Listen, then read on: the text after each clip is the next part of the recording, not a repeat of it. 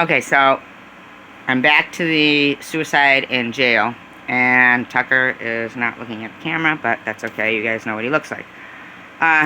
So Alyssa Allen ends up in prison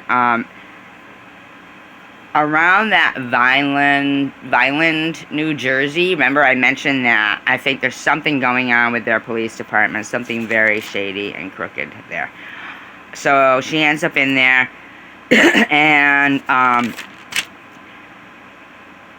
apparently these police officers are supposed to do a check every 30 minutes. He hadn't done a check in 5.5 hours.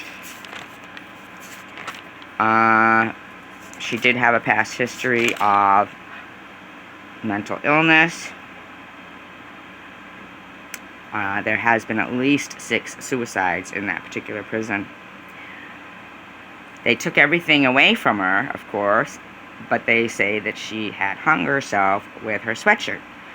The warden said he did not see a sweatshirt in the cell, but he also did not see her body because it was removed. That's shady as well. 6 white suicides.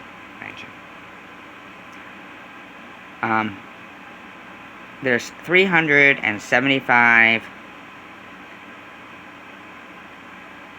inmates and 160 officers. It's not even a lot of inmates. I find it hard to believe they can't do their checks. Very, very strange. That just doesn't even make sense. Why would the nurse go in there and... why would they remove her body? I mean, and where's the pictures? Shouldn't they have to be treated exactly like a crime scene? Really, shouldn't they? I find that a lot of these suicide, murders, or just even natural deaths or questionable deaths in jails are just completely covered up. Completely. No pictures, no nothing. And even if there is a video, which in particular, one of these cases I'm going to tell you about, there's a video. It clearly shows the cops saying, wait till this guy gets back to the jail. He's getting a welcome home party, calling him trash.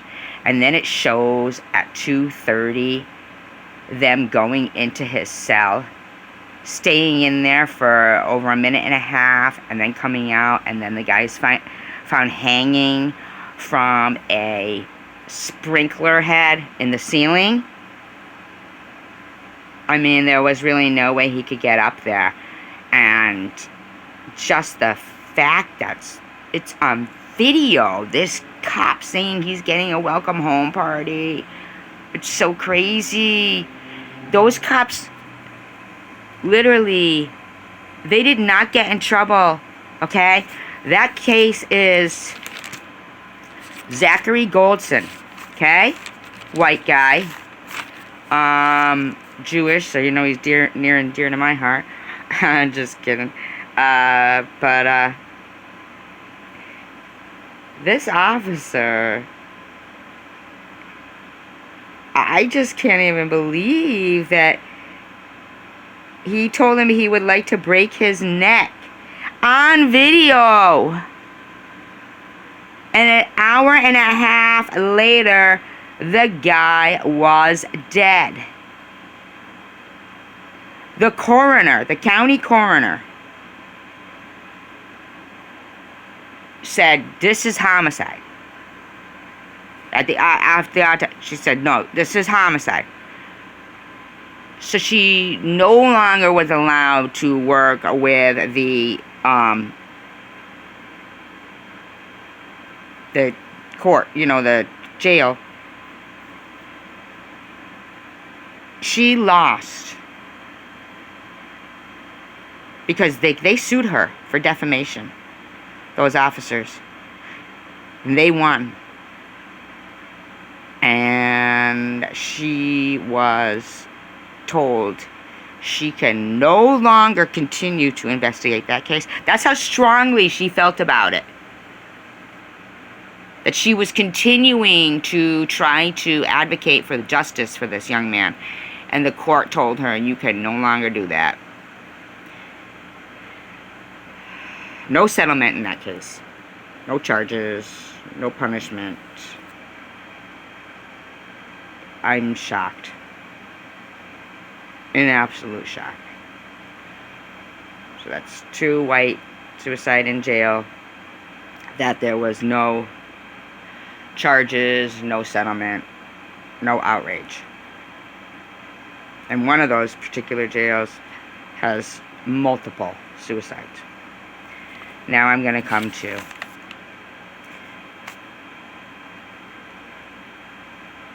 what actually...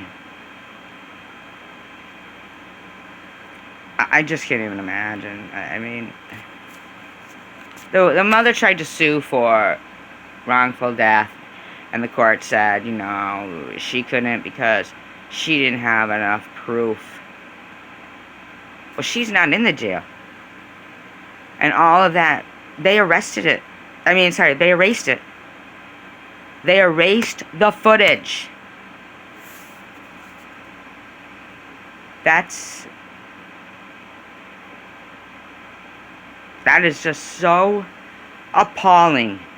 If you could have heard this officer saying to this guy he was getting a welcome home party when he got back to the jail, and within an hour and a half he's dead.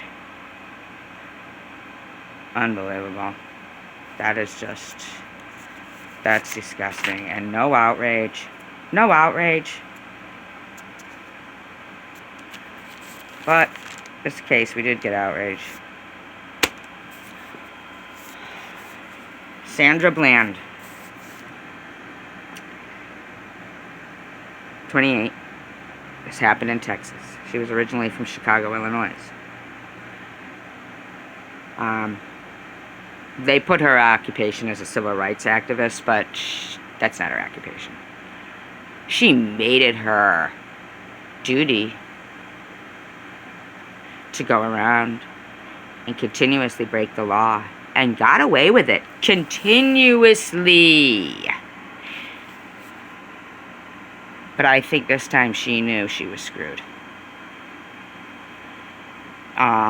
The levels of THC in her system after 3 days of being in prison indicate, I don't know if she was getting high in prison, or if she consumed a major amount of marijuana when she was getting pulled over. I just don't know for sure. But I think they deemed her a civil rights activist because she was...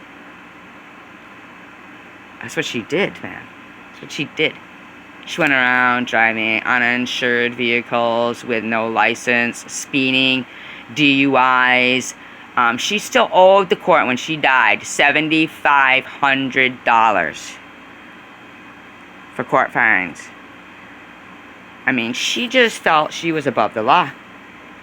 That's exactly what this woman felt, and you can tell by her attitude. Who sits there smoking a cigarette when they're being pulled over and stuff? Nobody does that. Nobody turns their backs to the cops and walks away, or tells them she doesn't feel like talking to cops today. She distinctly says that in the video. She's screaming to whoever is videoing, saying, "Oh, did you get that on tape? Did you?" That's why they called her a civil rights activist. She was a baiter. She was baiting cops consistently. I wonder how many cops lost their jobs because of this woman who was going around intentionally breaking the law. She was getting away with it all the time. All the time. She was a baiter. That's why they called her a civil rights activist. I can't believe there was protest and they named something after her. This woman didn't do that what most of America do. Follow the law. Insure your vehicles. Get a license. Don't drive drunk. If you get caught, pay your fines. Don't blow smoke in cops' faces. What a horrible person she was. I don't like her. I don't like what she stood for. She wasn't standing for getting Black Lives Matter or civil rights. There was something wrong with that woman. She just wanted to go around breaking the... She was confrontational. That's what she was. Confrontational. Unreal. Unreal.